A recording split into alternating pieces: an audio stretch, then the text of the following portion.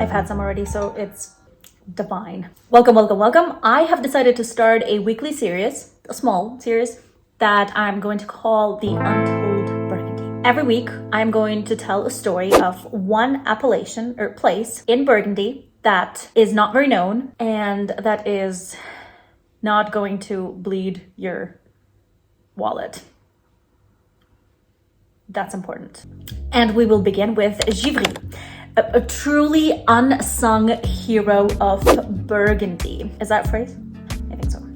One of my really favorite spots to recommend for those of you who are really making your journey, just beginning your journey in Burgundy. It's just a stunning, very affordable whites and reds. Okay, so it is located in the Côte Chalonnaise. So we go Chablis, Côte de Nuit, Côte de Beaune, and Côte Chalonnaise. And there are so many undiscovered appellations in the Côte Chalonnaise. What's special about Givry, it is a village, but the appellation encompasses the village of Givry and two other villages. So the appellation of Givry consists of 3 different villages, which is a common practice in Burgundy. Sometimes you have an appellation which would be not even a village, it would be like a hill. Okay, so what's really interesting about Givry is that it's an appellation that is just really, I want to say bumpy. Do you know what I mean? Like it's covered in hills, or it's very hilly. You know, there are lots of hills. So that means that the vineyard would grow, some of them would grow on the slopes, some of them would grow all the way down in the valley. So it's really like, it's a very diverse microclimate. Some hills would have, or some vineyards located on the hills would have only the morning sun. Some would have like sun all day long. Some would have only this gentle afternoon sun. So it's just really diverse microclimates. And so that in turn will affect the ripening of the grapes. They would ripen differently depending on how much sun they get. And this would also produce different styles of wines. And on top of that, Givry is just incredibly diverse when it comes to geology. So there are so many different types of soils. Some of them date back to like millions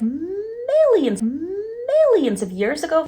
Obviously, if you imagine, these soils are so old that they are enriched with so many unique microorganisms, and they have such a unique structure of minerals that would contribute to uniqueness of wine. And some of these soils are located in the Givry growing area or appellation. So we've got about 70% of red wines, so predominantly red wine appellation are Givry, and obviously I have a red wine here.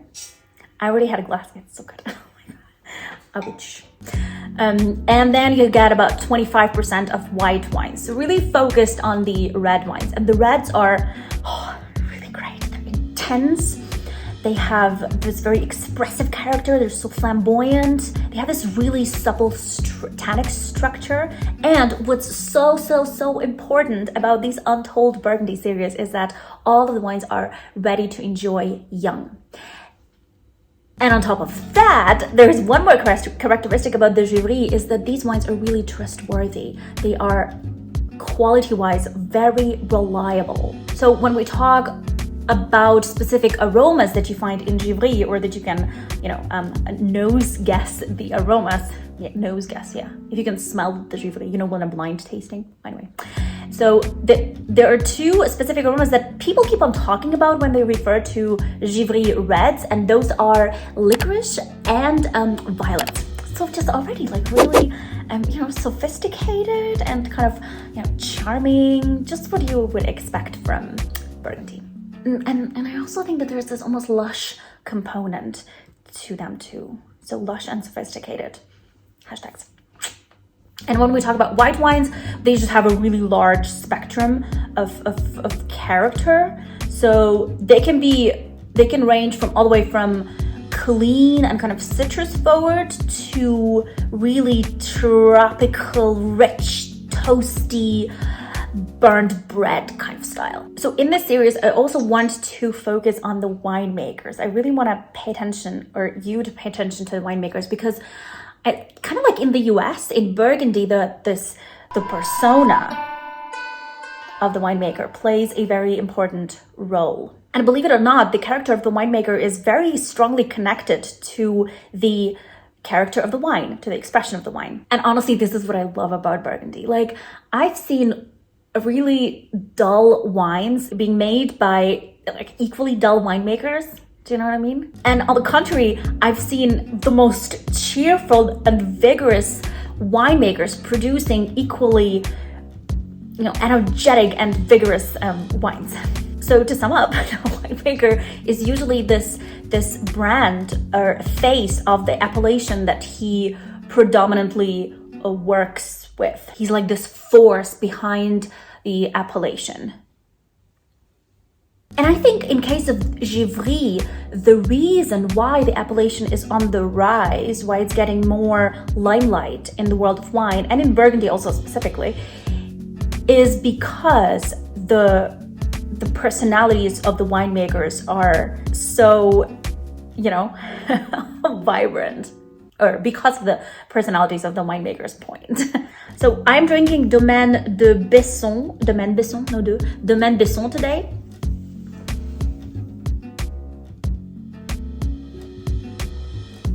Nice, right?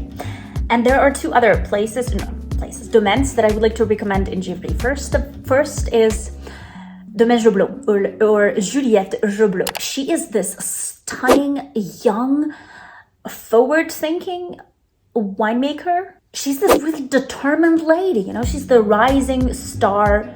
Actually, I would say she has already risen because she's really reputable in Burgundy. Just a must-know in Givry. She is truly an it girl of Burgundy. Another estate is Domaine Ragot. This is a family with long history of winemaking, so they've established themselves. But recently, the son, the younger son, Nicolas, took over, and he's just doing some really, really great stuff. The thing about the winemakers, the young winemakers especially, in Burgundy is that they are not afraid to experiment. And of course, most of them, they practice sustainable viticulture, which is fantastic for the nature and for the quality of the wine. This is a 2019 Givry, and the parcel that the wine comes from is called Le Haut Colombier. It is classified as village, so régional, village, premier cru, and grand cru. This is already a solid quality appellation that is meant to be drunk young. 2019, also my favorite vintage. I cannot rave enough about it. I am just in love with this vintage, really. It's amazing.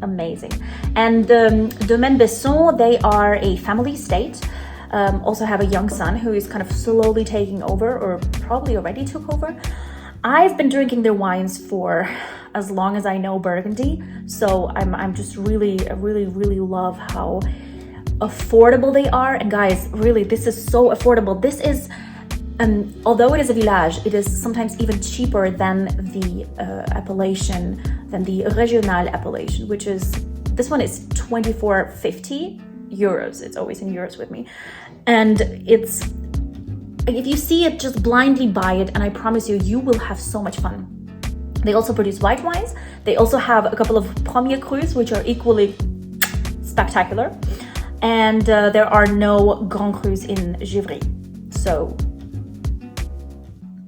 remember that. Just really, the Domaine Besson is just really the sweet family who are tending to their wines in a very respectful manner, and they do eco-friendly viticulture, and it's a treat. What can I say? It's a treat. It's just yummy. It's just a yummy red. You can't see here, but it's not as dark as you can see on the here. Oh my god, this is not a clean glass. Sorry, you guys. So I'm just gonna look for this licorice and violets right away on the nose. And it's here. It's just this very light, sweet spice that is super gentle, very graceful. Oh, lots of different dark fruit, like kind of jammy on the nose, but not like overwhelmingly jammy that you would get bored in a couple of seconds. Or minutes.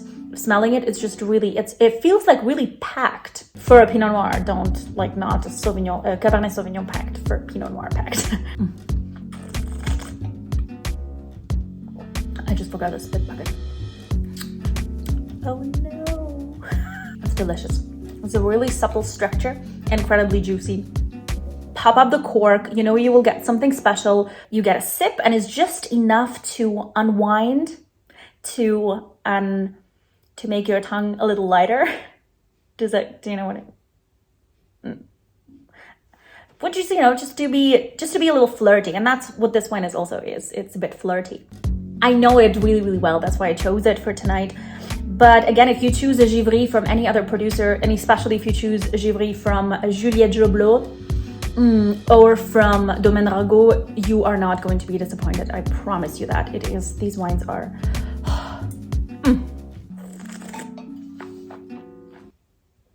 You are charmed from the very first sip. Next, I'm going to talk about Mercure, also a hidden gem. Take care of yourselves. Stay healthy. We've got 1 more month to go and then it's spring.